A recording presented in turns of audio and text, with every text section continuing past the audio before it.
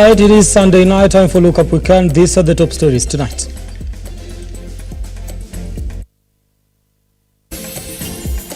Tonight on Lookup Weekend. Na nimetembea kwa mpango. Mimi si mtalii. I travel with a plan. President William Ruto hits out at Raila Odinga, defending his foreign trips as he maintains they are meant to seek job opportunities for the youth. Also tonight, which is which? Gachagua defends Kenyan economy, says it's doing well after CS Treasury say the government is broke. Also tonight, a millennial and a dozen. Tonight we'll bring you the story of a woman in Kirinyaga celebrating her 112th birthday.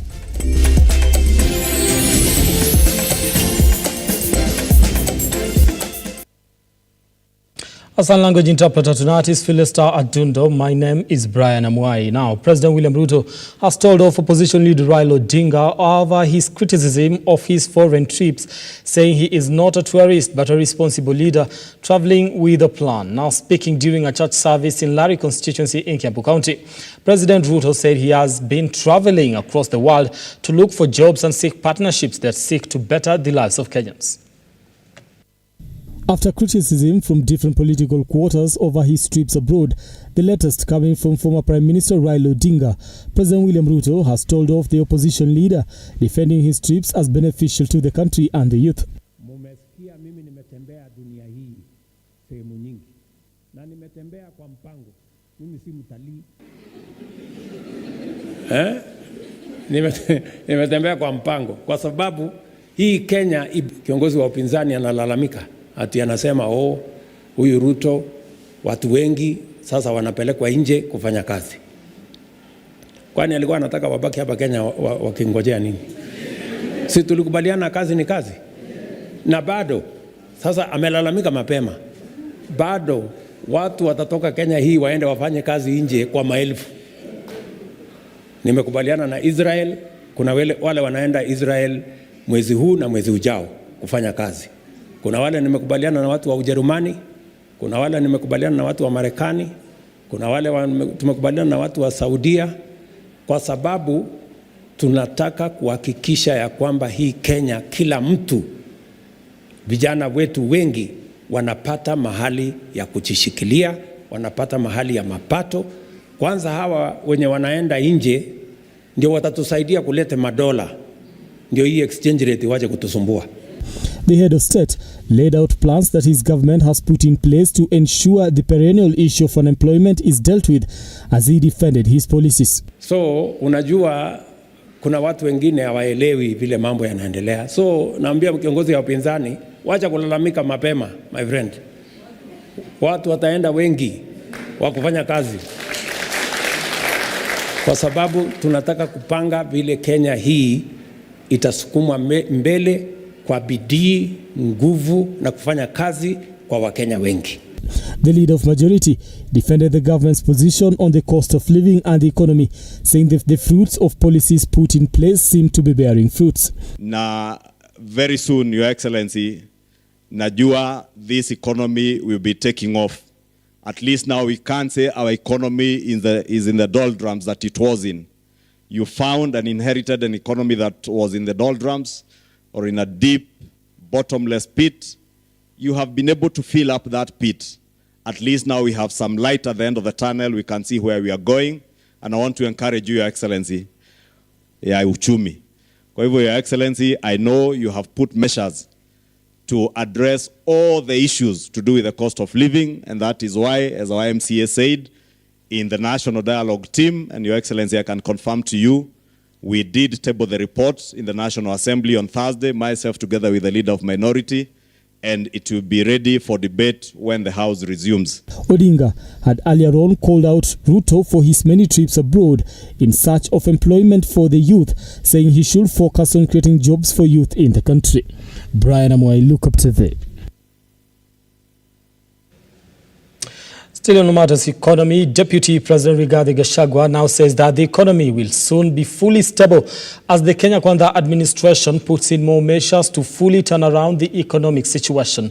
Now, and as Ian Keitani now reports, Gachagua's sentiments comes just a few days after Treasury CS admitted that the government was indeed running low on cash. With Treasury CS Professor Njuguna Ndung'u insisting that the government is running low on cash amid a stalemate over the disbursement of CDF funds, Deputy President Rigathi Gachagua has downplayed the economic struggles under the Kenya Kwanza administration, noting the steps made in reviving the economy. Niseme kwa hii maneno ya uchumi. Najua kuna watu nasema uchumi umeharibika. Sisi hakuna uchumi tumeharibu. Mimi nilisema pale Kasarani vile tulikuta huu mgonjwa anaitwa economy ya Kenya akiwa ICU. Na nyinyi mnajua mmekuwa na wagonjwa. Hakuna mgonjwa anaweza toka ICU aende direct mpaka nyumbani. Tulipoingia tulikuta bolea ikiwa 7,000, tumepunguza mpaka 2,500. Na hiyo ni kasi ambayo inaendelea. Again, tulikuta barabara zote zimesimama. Hata hiyo barabara umesema Mekinduri mpaka Kianjukuma, tulikuta mabarabara zote zimesimama. Speaking in Embu County, Gachagua seemed to be in support of the National Dialogue Committee's report, laying emphasis on the creation of the official office of Leader of Opposition. Na ile mazungumzo imeenda mzuri, hatu kuchanganywa. Huyu Karida mimi nilimwamini kwa sababu hata tukipigana na watu ya kahawa hawezi usiwa uoga. So nilijua hata hiyo watu ya azimio huyu atakondoa macho. Na wakiwa na Kimani Ichung'wa wametuwakilisha pale tuzichengwe. Hiyo maneno ya bipartisan imeenda mzuri. Mumepitisha Raila atafutiwe ofisi kule bunge, atoke kwa barabara, apate mshahara na gari, apige kelele kutoka bunge. Apige kelele asubuhi, saa 8 jioni, kesho kutwa tuendelee. Lakini mambo ya barabara ndio tulifanya nini? Na mambo ya kuharibu mali ya watu. Si Raila atengenezewe ofisi pale bunge? Atengenezewe ofisi hapo, aende aseme hii ni mbaya, hii hapana, rekebisha hapa, ile mbaya turekebishe. Ile ya fitina tunamwambia hiyo ni fitina. Ile tulikataa ni hii ya kwenda maandamano na kuharibu mali ya watu. Hiyo tulisema hapana. Gachagua, who has been on the front line in the fight against drug and alcohol abuse, warned chiefs over the reluctance in the fight against the vice, especially during this festive season. Mambo ya pombe, dawa ya kulevya tumengangana, lakini machief wameanza kuregea kidogo na county commissioner. Nitawakaza kabla hii Christmas, kwa sababu hatuwezi kubali. Sisi hao wachungaji wanaombea watoto wetu, sisi tunawapenda. Watu wengine wanatuuzia sumu, wanasema ni wafanyabiashara. Sasa wale mmefukuza hapa deputy governor, msikubali warudi. Ian Keitani, Lookuptv. All right, away from that, more than 30,000 Kenyans will be allowed to attend this year's 60th Jamhuri Day celebrations at Uhuru Gardens in Nairobi. Now, this is according to Interior Principal Secretary Raymond Omolo, who, while inspecting the status of the venue today afternoon, now he said President William Ruto is also expected to preside over the celebrations, with foreign presidents expected to attend.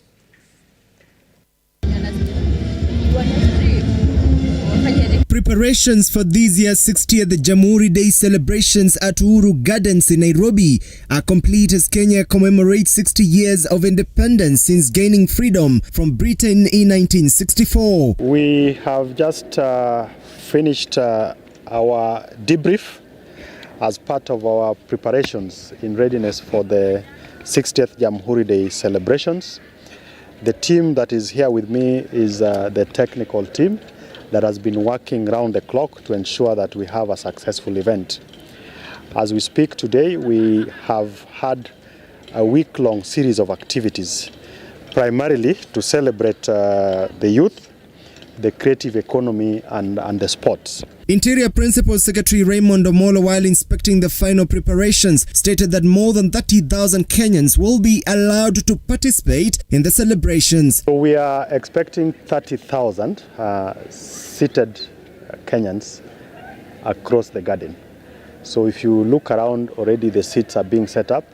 As we stand here, a total of 12,000 seats have already been arranged. By tomorrow we would have done the 30,000, so we are expecting to seat 30,000 Kenyans. Of course, there is room for excess in terms of spillover, and adequate security arrangements have been made to take care of that. Omolo also emphasized that robust security measures have been implemented nationwide, with President William Ruto expected to preside over the celebrations alongside 3 other presidents. As to the question of the heads of state who will be gracing the occasion, we'll be able to advise you on that, but we expect at least 3 of them. So we'll give the details just before we get to Tuesday. John Matava, Lookuptv.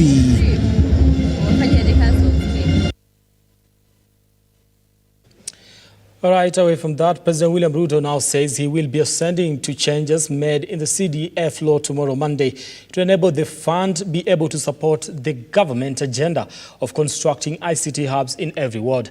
Now, Ruto, who spoke while attending a church service in Kimende, said the changes will also allow the government to achieve its promise of creating employment for the youth.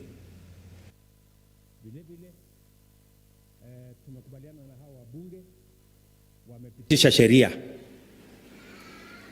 kule bunge kubadilisha sheria ya CDF. Kesho asubuhi mimi naweka sahihi ikuwe sheria ya Kenya. Tomorrow morning.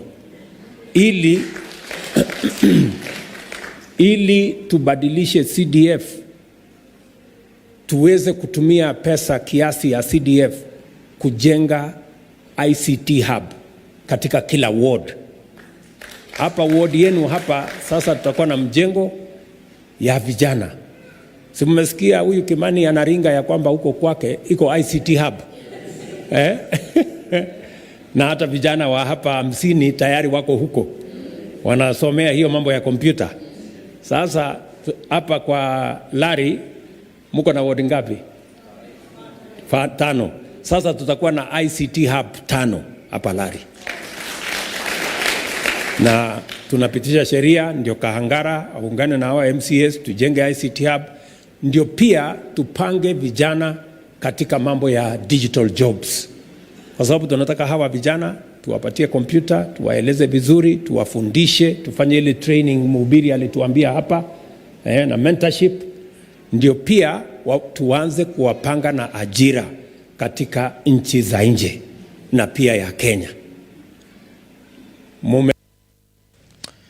Away from that, now coffee farmers from Cooperative Society in Imenti, Meru County are in shock after their coffee worth 3 million went missing from the stores. Now addressing the media, the farmers have claimed that insecurity has been on the rise, having lost 100 bags today. They're now calling on the government to beef up security. Kilichotupata jana usiku ni kwamba tuliibiwa kahawa ya P1 ile ambayo ni kahawa grade 1 approximately kama ngunia 100 ama zaidi, ambayo tukipea value yake inakuja kitu kama katikati ya milioni 2.5 na milioni 3. Kwa wakati huu tunasitikika sana, manake si mara ya kwanza kuibiwa. Kuna wakati mwingine tuliibiwa kahawa mwaka wa 2017, japokuwa wakati huo tu kuibiwa kahawa mingi. Juzi tu nilisikia CS wa Interior pamoja pia na naibu wa rais wakisema kwamba kwa sababu ya ile wizi ambao umekuwa ukiendelea kwa society za kahawa watapeana security, na mpaka wakati huu bado hawajapeana security. Tunauliza sasa tungeenda hata kuchukua hii loan kupitia hii kahawa tumevuna, sasa imeibiwa. Hii ingine iko sokoni bado hatujanunuliwa. Loan tumeshachukua na hii iko sokoni, hatuna kitu. Watoto tutapeleka shule na nini? Tafadhalini kama mko na njia ya kutufuatilia hii kahawa yetu, tufuatilieni. Imefika wakati kwa sababu sasa hakuna vile utalinda kahawa na rungu na panga, na wale wanakuja kuiba sasa wanakuja na pengine mabunduki. So ningeomba serikali hasa our deputy president, hata kama kahawa ya Kaguru imeibiwa, hizi society zingine ujaribu kuwashughulikia wapewe security. 20 minutes past the hour. Time to take a short break here on Look Up Weekend. Engage us on our socials at Lookuptv, that is on Facebook and on X, formerly Twitter, and also we are live on YouTube. So be sure to engage us, and we'll be sampling your feedback as we continue with the program tonight. We take a break. We'll be back in a few.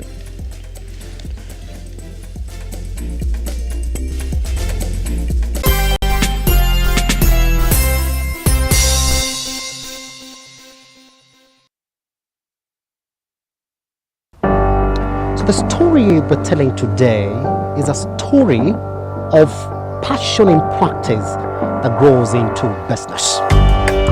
We have partnered with the Youth Fund, talk to as many youth as possible and work with them, hold their hand. It is an expose of captains who have decided to take on challenges in different sectors and industries within the country. My mentors had also not started as CEOs. They grew up and they showed me how they grew in the organizations. So that's what motivated me to actually do international business. And it was a good experience. As an individual, support in bridging that care gap, part of me also to offer a solution. I want to leave this world a better place than I found it. This is the Captain's Arena. My name is Simba Elijah Charles Kiage.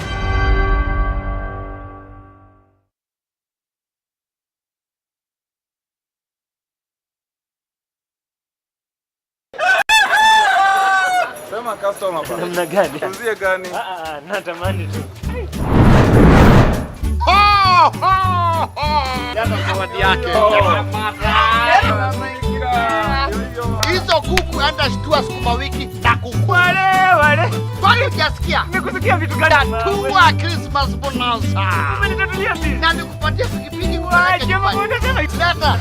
Christmas watajua wajui. Tatua sikukuu na Tatua Holiday Bonanza. Mwezi huu kuna cash money. Pikipiki ni 3 za kushindaniwa. Gurumisha yako sasa hivi. Na si hayo tu. Jishindie shopping vouchers kibao. Jogoa Christmas daily na guaranteed vuna receipt bonus. Kila wakati unapocheza Tatua 3, huenda ukapata nafasi ya kushiriki ndani ya Tatua Bonanza Show na ujishindie shilingi $500,000 ama zawadi kem. Sikukuu hii usiwachwe nyuma. Nenda kwa M-Pesa, chagua paybill number 150. Chagua namba zako 3 za bahati kati ya 0 na 9 ukifuatanisha na neno Lookuptv. Cheza na kati ya shilingi 10 hadi shilingi 1,000 na utatue sikukuu yako na Tatua Holiday Bonanza. Tatua namba 3 ushinde. Over 18s only. Gaming can be addictive. Play responsibly. This message has been approved by the BCLB.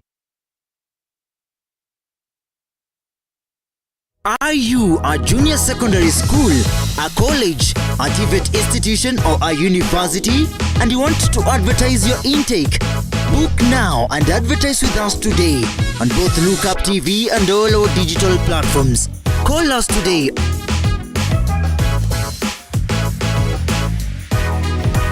or email us on sales@lookuptv.co.ke.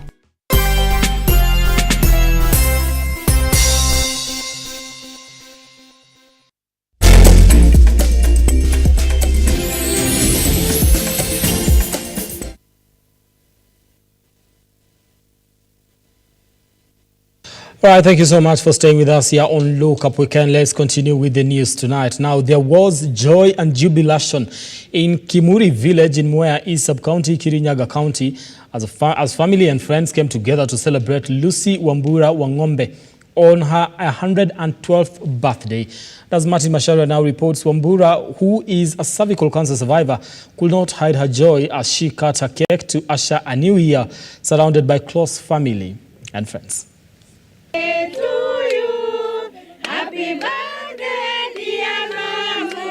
In a jubilant event filled with pomp and color, Lucy Wambura Wangombe, a remarkable centenarian and freedom fighter, marked her 112th birthday in Kimuri village, Mwea East Sub-County, Kirinyaga County. Tumekuja sherekea maisha ya shosho wetu wakati huu yako hai. Kwa sababu huyu ni mama yetu, lakini saizi anaitwa shosho mara ya 5 sasa. Wambura was joined by family and friends who danced and sang in joy to honor a life that has spanned over a century. The atmosphere resonated with songs, praise and dance as Lucy, who triumphed over cervical cancer in 2015 through 10 radiotherapy sessions, cut a birthday cake. Despite her age, she radiated joy that mirrored the love bestowed upon her by family members from her children, grandchildren to great-grandchildren. In the year 2015, she got confirmed with the cancer. We took her to Kenyatta. It took long. We transferred her to MP Shah, the cancer center. We took her through the sessions of treatment, 10 sessions. Each session was roughly 15,000. And she finished the treatment and the doctor confirmed her healed. Despite qualifying to benefit from the cash transfer program, Lucy's children faced skepticism from telecommunication agents who doubted the possibility of someone born in 1912 still being alive. The celebrations unfolded, commemorating Lucy's resilience and the rarity of reaching such a milestone in a region where life expectancy is not notably high. Nilienda kwa Safaricom kuregister kandi yake ili iwe na M-Pesa, tukipata 100 tunamtumia. Safaricom wakakataa. Wakasema hakuna mtu wa 2012 ako uhai. Ikambidi sistangu mkubwa aregister M-Pesa yake, ndiye sasa tunatumia pesa anamutolea. Hii ID yake walikataa, walisema ni ya uongo. Ati hayuko. Amidst the celebration, the family issued a heartfelt plea to all Kenyans, urging them not to neglect their elderly parents, but to actively participate in their care and demonstrate love. Wazazi wazee wanafaa kukumbukwa mahali mtu yuko. Sana sana wenye wanaenda huko nasikianga Kanairo, kuna wengine huwa anapotea, wanasahau mama zao. Mimi ningewaomba mtu hata akienda kama saa hii tunaelekea December Christmas, mnakuja kuangalia wazazi wenu ili mnaangalia venye wanaishi na wanakaa. As Lucy Wambura reflects on her remarkable journey, her 112th birthday becomes a symbol of resilience, family unity, and the significance of honoring those who paved way for the nation's freedom. Martin Masharia, Lookuptv. Now, a section of the clergy in Narok County have called on the Teacher Service Commission to have a dialogue with the junior secondary school teachers on terms of employment. Now, led by Bishop Dixon Nkoitiko of AIPCA Church, the men of cloth hinted at that being the only solution to the current stalemate, while calling on TSC to employ the teachers on permanent basis.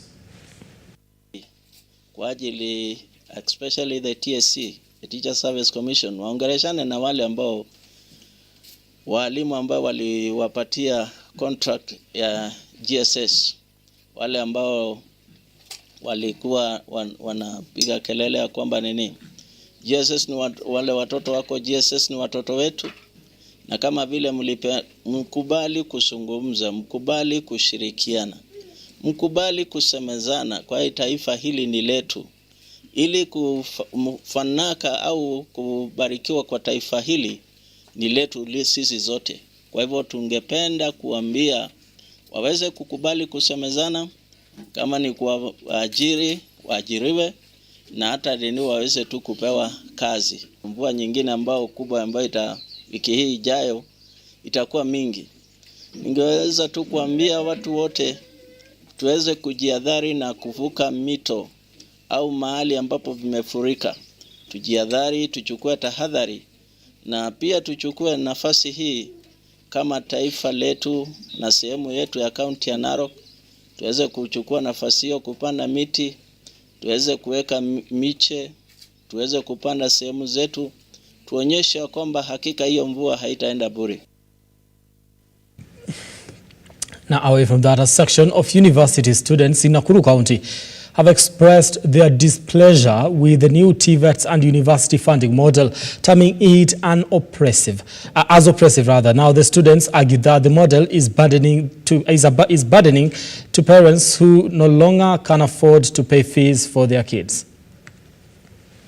Comrades power, yet that if they don't want to help us, let them tell us that we don't have help, instead of cheating us that apply for help, and then at the end of the day, we don't get that money. Up to date, we have most of the comrades that they have deferred, and some of them have been forced to go back home because they don't have money. And these people are coming from humble background.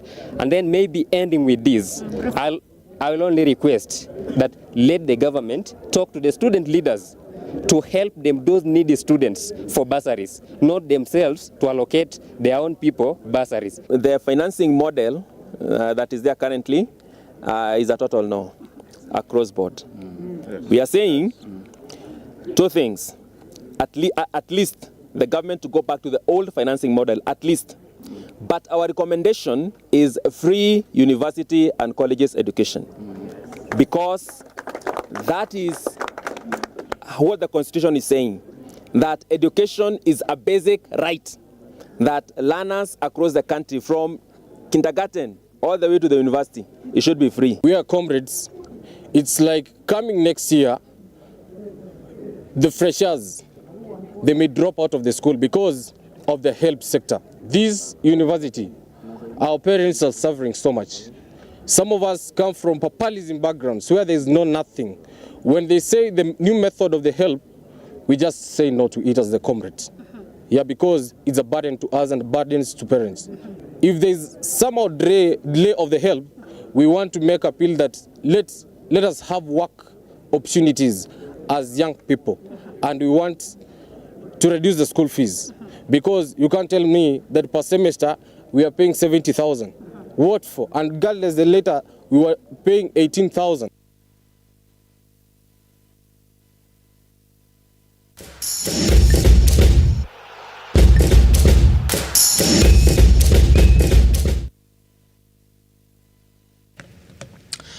Now, let's get sporty tonight. Shiara FC maintained their positive start of the season in FKF Division 2 Northern Zone Pool B League. Now, this is after cruising a Wasco FC 2-1 in their encounter of the Embu Derby played at Moi Stadium, Embu. Now, Newton, Weston, Njue and Elvis Mutugi scored for Shiara FC as Carlos Mugendi pulled back the only one goal for Iwasco FC.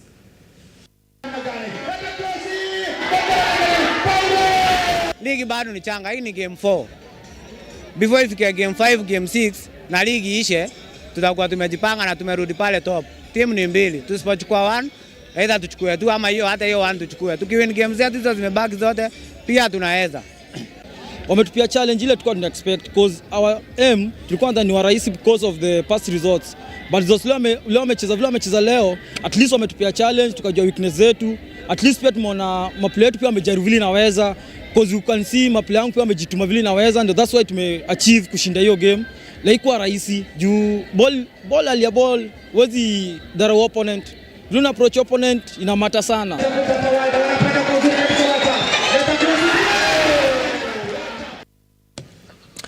Now, Chuka University Scorpions from Tharaka Nithi County and Siomunyu Secondary School from Kitui County are the champions of Safaricom Chapadimba Eastern Region. Now, the Scorpions crushed the Predators from Embu County 4-2 in post-match penalties after a 1-draw as Siomunyu Secondary School silenced Chuka University Starlets with a 1-goal win. Both the winners went home with 250,000 shillings, among other prizes, and also a ticket to represent the Eastern Region in the national finals scheduled for early next year.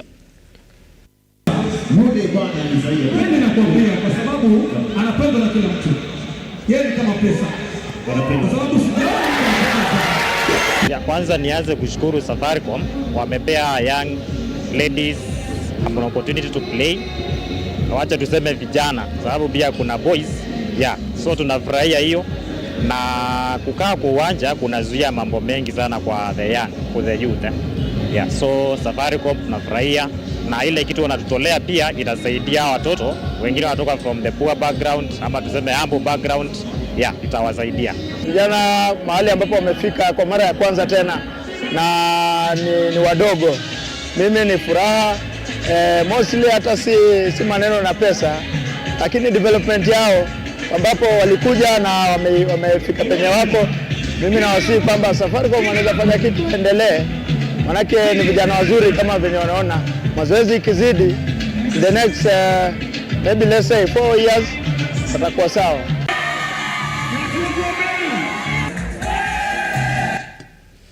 Now, the most anticipated second leg of the Safari Tour Season 6 kicked off today at the prestigious Vet Lab Sports Club in Nairobi. Now, the 4 days event will end on the 13th of this month with the participation of 50 skilled professional golfers from Uganda, Tanzania, Malawi, Zimbabwe, and the host Kenya. Now, the golfers will compete for valuable points as the top 8 performers will secure spots to participate in the 2024 Magical Kenya Open.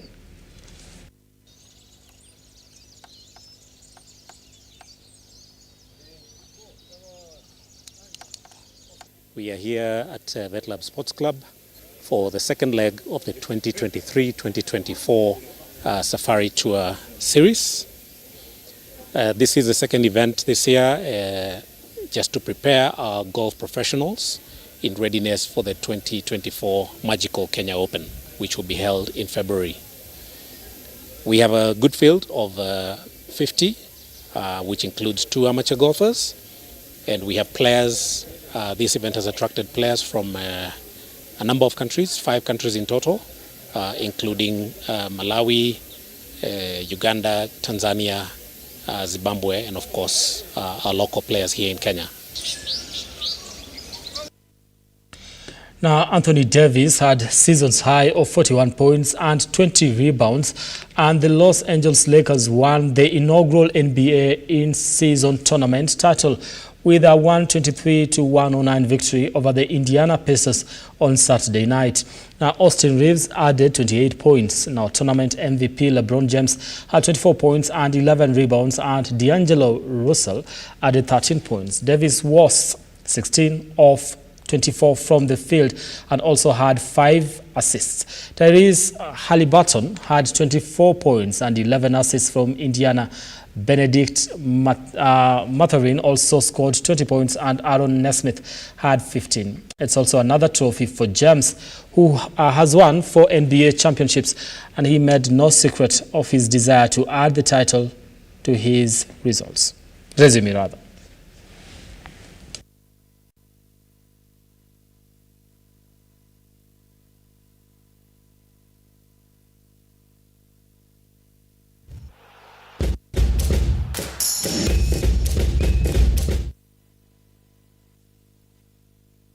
All right, 38 minutes past the hour. That marks the end of our program tonight. Thank you so much for your time and trusting us to bring you up to date with the news making headlines across the country today. Now listen, we say good night. See you again when I see you. Our Sun language interpreter tonight has been Philista Adundo. My name is Brian Amwai. Good night.